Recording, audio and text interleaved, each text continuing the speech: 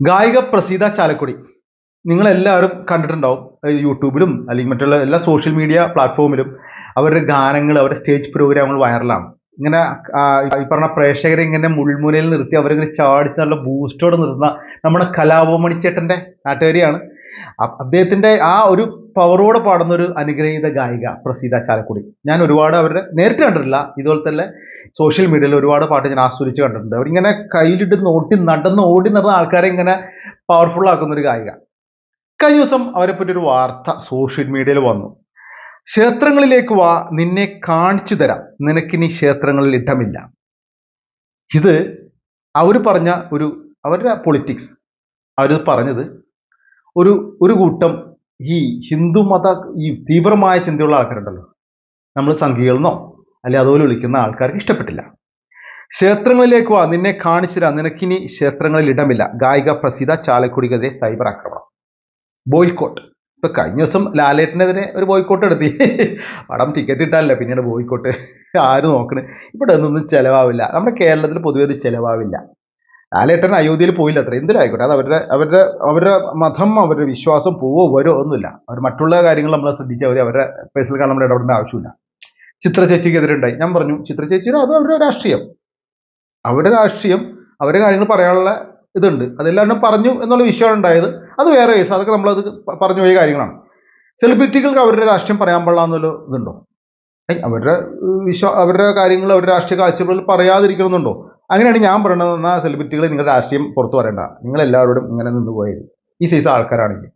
അപ്പോൾ ഈ പ്രസീതയ്ക്ക് എന്താ സംഭവം എന്ന് വെച്ചാൽ, അവർ കഴിഞ്ഞ ദിവസം ഡിവൈഎഫ്ഐയുടെ ഒരു മനുഷ്യച്ചങ്ങല അടങ്ങി. ആ മനുഷ്യച്ചങ്ങലയിൽ കേന്ദ്ര നയങ്ങൾക്കെതിരായിട്ടുള്ള അവർക്കെതിരായിട്ടുള്ള അവരുടെ ചില അവഗണനക്കെതിരെയുള്ള ഒരു മനുഷ്യച്ചങ്ങലയാണ് നടന്നത്.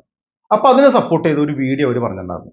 അതിനെ ചുറ്റിപ്പറ്റി ആണ് പ്രശ്നം. ഇവരിത് പറഞ്ഞപ്പോൾ അമ്പലത്തിൽ പാട്ടൊക്കെ പാടി കൊടുക്കുന്നു, ഇവള് നമുക്കെതിരായിട്ടുള്ള ചൂട്ട് പിടിക്കണം, അന്ന് നമുക്കിട്ട് പണി കൊടുക്കണം, ഒരു കൂട്ടാളി. ഇതൊക്കെ ചെറിയ പണികളാണ്, ഒന്നും സംഭവിക്കാൻ പാടില്ല. നമുക്ക് ആ വാർത്തയെ കുറിച്ച് ശകലങ്ങൾ കേൾക്കാം. നമസ്കാരം, ഞാൻ പ്രസീത ചാലക്കുടി.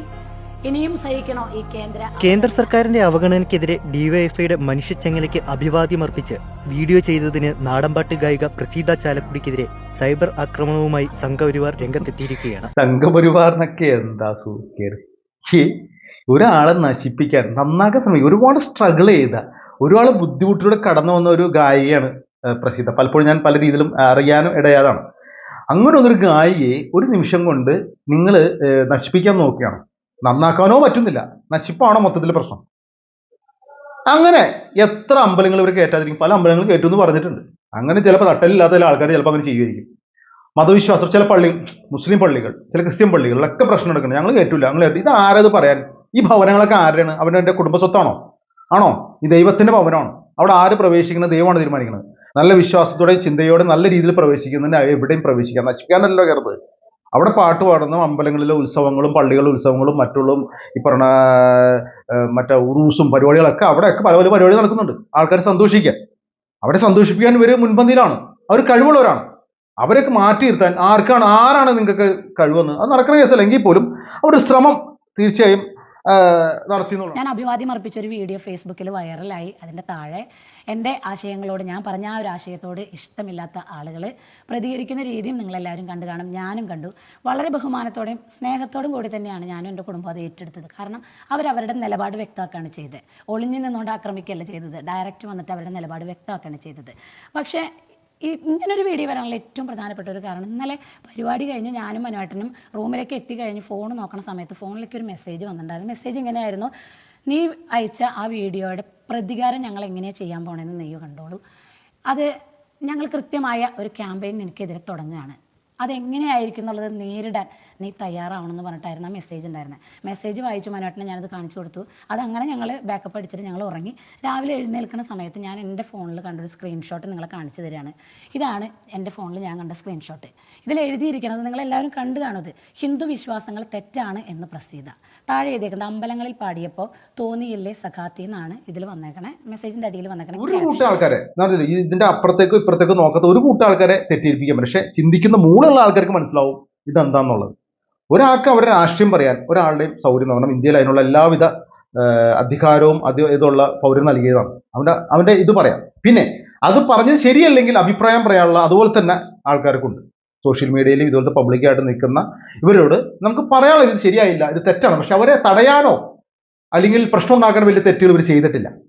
ഒരു സർക്കാരിനെ അല്ലെങ്കിൽ അവരുടെ പ്രത്യേക രാഷ്ട്രീയം പറഞ്ഞതിന് അവരെ ഒതുക്കാനും അമ്പലങ്ങളിൽ നിന്ന് ഓടിക്കാനും, ഞാൻ നേരത്തെ പറഞ്ഞ അമ്പലമോ പള്ളിയോ മറ്റൊരു ചർച്ചൊന്നും ആരുടെയും സ്വകാര്യ സ്വത്തൊന്നുമല്ല, അത് ദൈവഭവനങ്ങളാണ്. അവിടെ പള്ളിയെ തകർക്കാനോ അല്ലെങ്കിൽ മറ്റുള്ള പ്രശ്നങ്ങൾക്കോ അല്ല അവ വരുന്നെങ്കിൽ, ആരാധിക്കാനോ വരുന്നെങ്കിൽ, അല്ലെങ്കിൽ മറ്റോ കല അല്ലെങ്കിൽ അവിടെ നടക്കുന്ന ഉത്സവങ്ങളും കാര്യങ്ങളായിട്ട് ബന്ധപ്പെട്ടവനോ തടയാൻ ആർക്കും അധികാരം? എത്ര ആൾ തടയാൻ പറ്റും?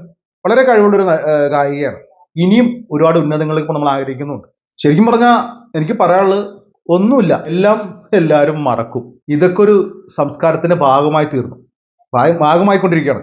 ഇഷ്ടപ്പെടാത്ത ആരിലും പറഞ്ഞു കഴിഞ്ഞാൽ അവനെ ജാതി നോക്കി, നിറം നോക്കി, അല്ലെങ്കിൽ മതം നോക്കി പല രീതിയിലും ആൾക്കാർ വിമർശിക്കുന്ന കാലഘട്ടം. ആക്രമിക്കുക, മാനസികമായിട്ട് തകർക്കുക, ഇതിനപ്പുറത്തേക്ക് ഒരു ഉദ്ദേശം അവർക്കില്ല.